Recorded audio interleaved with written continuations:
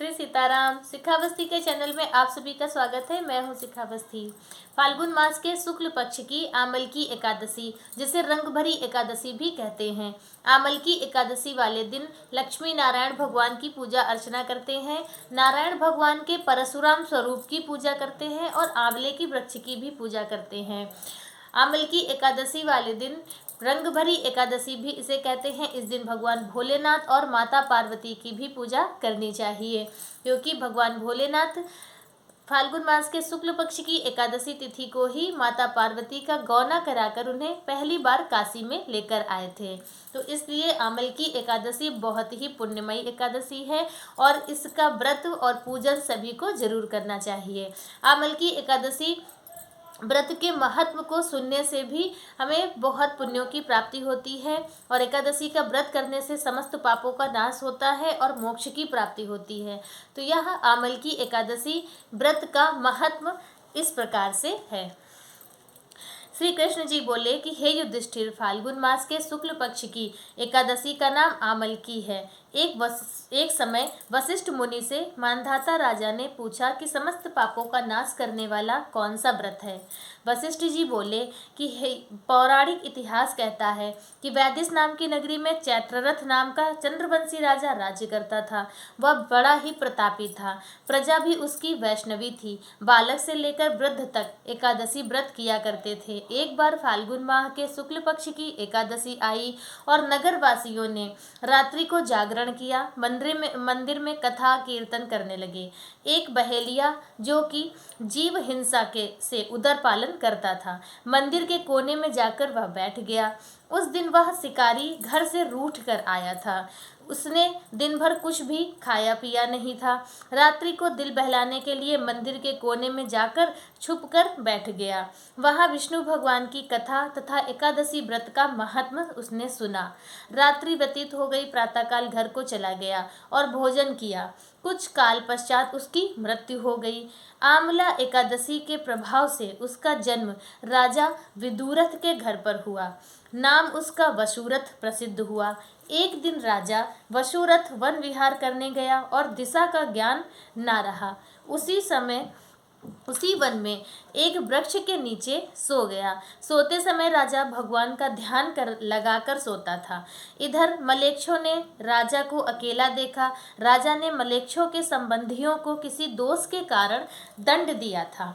इस कारण से वे उसे मारने आए। उस समय राजा के शरीर से एक सुंदर कन्या उत्पन्न हुई और कालिका के समान अट अट करके उसने खप्पर फिराया। मलेच्छों के रुधिर की भिक्षा लेकर अंतर्ध्यान हो गई।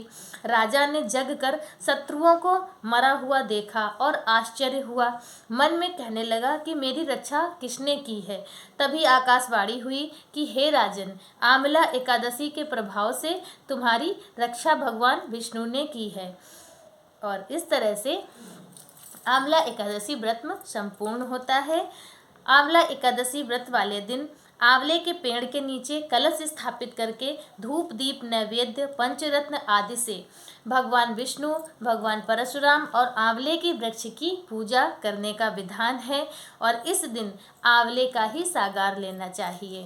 तो इस तरह से आमल की एकादशी व्रत का महत्व पूर्ण हुआ। देखिए, आमल की एकादशी बहुत ही पुण्यमयी तिथि है और इस दिन हम जो भी पूजा पाठ करते हैं तो उसका हमें कई गुना पुण्यफल प्राप्त होता है। तो इसलिए आमल की एकादशी वाले दिन लक्ष्मी नारायण भगवान की विधिवत पूजा अर्चना सभी को जरूर करनी चाहिए। इससे आपके जीवन की सभी कठिनाइयाँ जो होती हैं वह दूर होती हैं, आपके पापों का नाश होता है और जो लोग भक्ति या मोक्ष की कामना रखते हैं उन्हें भक्ति प्राप्त होती है, मोक्ष प्राप्त होता है। और जैसे कि गृहस्थी लोग हैं तो उनकी भी कुछ मनोकामनाएं होती हैं। किसी को लक्ष्मी प्राप्ति की कामना होती है, किसी को वैभव प्राप्ति की कामना होती है, कोई जीवन में तरक्की करना चाहता है। तो इस तरह की जैसे कामनाएं हैं तो उन्हें पूर्ण करने के लिए आप आमल की एकादशी वाले दिन या छोटे छोटे से उपाय करके भगवान की पूजा करके आप अपनी कामनाएं पूर्ण कर सकते हैं। जैसे कि वैवाहिक जीवन को आप अच्छा और सुखमय बनाना चाहते हैं तो भगवान भोलेनाथ और माता पार्वती की विधिवत पूजा अर्चना करें। भगवान को गुलाल जरूर चढ़ाएं। भगवान भोलेनाथ और माता पार्वती को श्रृंगार की सामग्री जरूर अर्पित करें। और इस तरह से भगवान भोलेनाथ माता पार्वती की हो सके तो पति पत्नी साथ में पूजा करें, और यदि नहीं है तो अलग अलग भी दोनों लोग पूजा कर सकते हैं। इस तरह से आप अपने वैवाहिक जीवन को अच्छा और सुमधुर बना सकते हैं। उसी तरह से है, यदि आप जीवन में तरक्की करना चाहते हैं तो आंवले की वृक्ष के नीचे आप भगवान विष्णु की पूजा अर्चना करें, और उसी पेड़ के नीचे आप अपनी कामना भगवान से कहते हुए, और यह जो मंत्र है इस मंत्र का 108 बार आपको जाप करना होगा, यानी एक माला आप इस मंत्र का जाप करेंगे और तो आप जीवन में बहुत तरक्की करेंगे। आपके जीवन में जो परेशानियां हैं, आपकी तरक्की में जो बाधाएं हैं वह दूर होंगी और आपको सफलता प्राप्त होगी। यदि आप दीक्षित हैं तब तो आप अपने ही मंत्र का जाप यदि आप वहाँ पर पूर्ण विश्वास के साथ में करते हैं तो भगवान आपकी सारी मनोकामनाएं अपने आप ही पूरी करेंगे। और यदि आप दीक्षित नहीं हैं तो आप भगवान विष्णु के इन मंत्रों का कोई जो 2 मंत्र हैं इनमें से किसी एक मंत्र का आप जाप कर सकते हैं। मंत्र है, पहला मंत्र है ओम दामोदराय नमः, या फिर ओम पद्मनाभाय नमः। यह 2 मंत्र हैं। या फिर भगवान का जो द्वादशाक्षर मंत्र होता है आप उस मंत्र का भी जाप कर सकते हैं।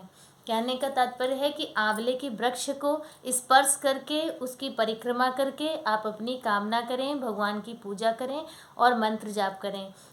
क्योंकि यह जो तिथि है आमल की एकादशी बहुत ही पुण्यमयी तिथि है, सभी कामनाओं को पूर्ण करने वाली तिथि है, तो इसलिए सभी को आमल की एकादशी का व्रत करके आंवले के वृक्ष का पूजन जरूर करना चाहिए।